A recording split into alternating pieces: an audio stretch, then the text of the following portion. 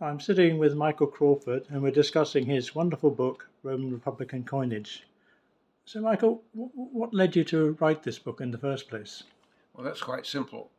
I mean, when I started a PhD at Oxford in 1961, what I wanted to work on was the economic consequences of the Roman conquest of the Mediterranean.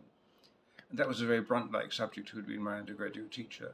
And Oxford had a completely stupid rule, may still have, you can't be supervised for your PhD by the person who taught you as an undergraduate. So I was assigned to Sherwin White, whom I saw for 2 spells of 5 minutes. And the first one he said, read Livy. The second one he said, read Cicero. And I had worked out that I couldn't do anything with my problem without sorting out the Republican coinage, because Sydenham's catalogue was obviously a mess. So I started to work on it and was assigned after a year to Sutherland, who was completely useless as a supervisor. I mean, if you showed him a piece of work, he told you where to place a comma differently. I never got any feedback on content at all. And after a year of research, I was selected for a scholarship at the British School at Rome. And so I went out there. I'd picked up Rudy Thompson's 3 volumes on early Roman coinage and realized that's a great work too, but I realized that there were problems.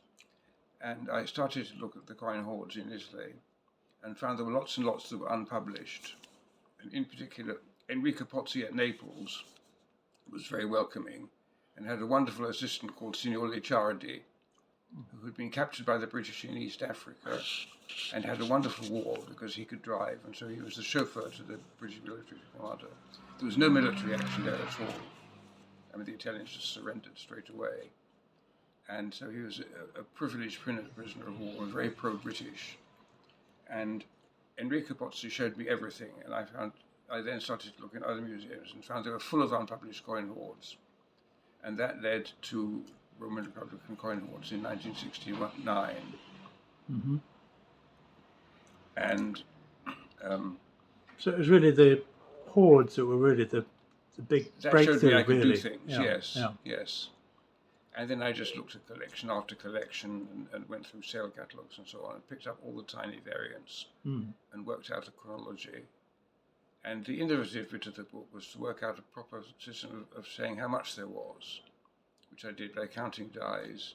The die counting and the comparison with legions and so on. I counted dies for a small sample and then extrapolated from that to the whole coinage.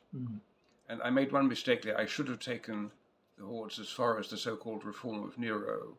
I mean, I stopped at the end of the reign of Augustus. And by the time of AD 64, the Republican coinage had virtually disappeared from circulation. There were odd bits and pieces. Legionary Denarii of Mark Antony, but not much else, tiny bits and pieces. And so I would have had a complete sample rather than one that was cut off towards the end.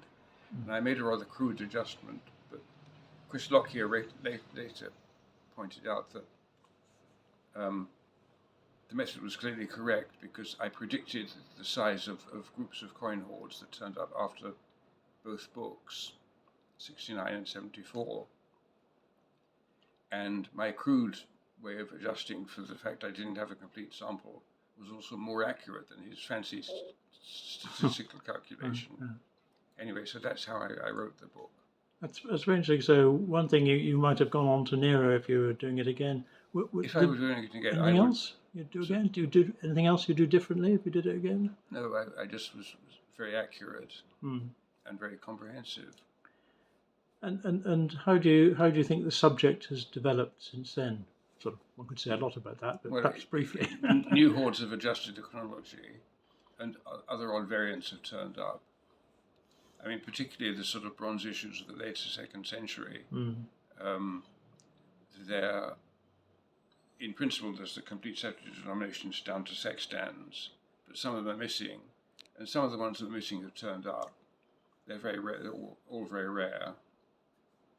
I suppose the main changes in chronology would be the sort of later 2nd century and the middle of the first, with the Messania hoard. There were very few coin hoards between Sulla and Caesar, for obvious reasons. They relate to military action. Well, that's very interesting, Michael. Thank you very much for this. We'll pass this on to our our colleagues in Australia, and I must say, as I said to them when I got in when they were in touch with me, that as I get older, and perhaps you also, I always think that the best criterion of scholarship is its longevity. If people go on reading your book for another 50 years as well, we can certainly be very happy. Do you have any? Can I tell you one funny little story? Please, I was going to say, any final remarks? The book is still in print, and when I signed the original contract with CUP, Cambridge University Press, I got 10% of cover price as royalties. So you're now a millionaire. No, certainly not. And CUP made me forego royalties on the first 1,000 copies. They said, this is a very expensive book, will sell very slowly. Yeah. And in fact, it sold 1,500 copies in the first 9 months. Do we know how many it's sold altogether? No, I have no idea. It's been reprinted multiple times. Yeah. And David Vigvolf in Frankfurt said they have the loose leaf edition, which was perfect bound and folded to pieces.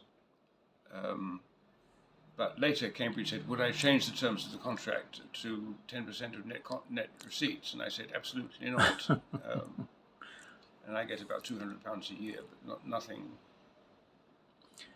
grand like bestsellers and so on.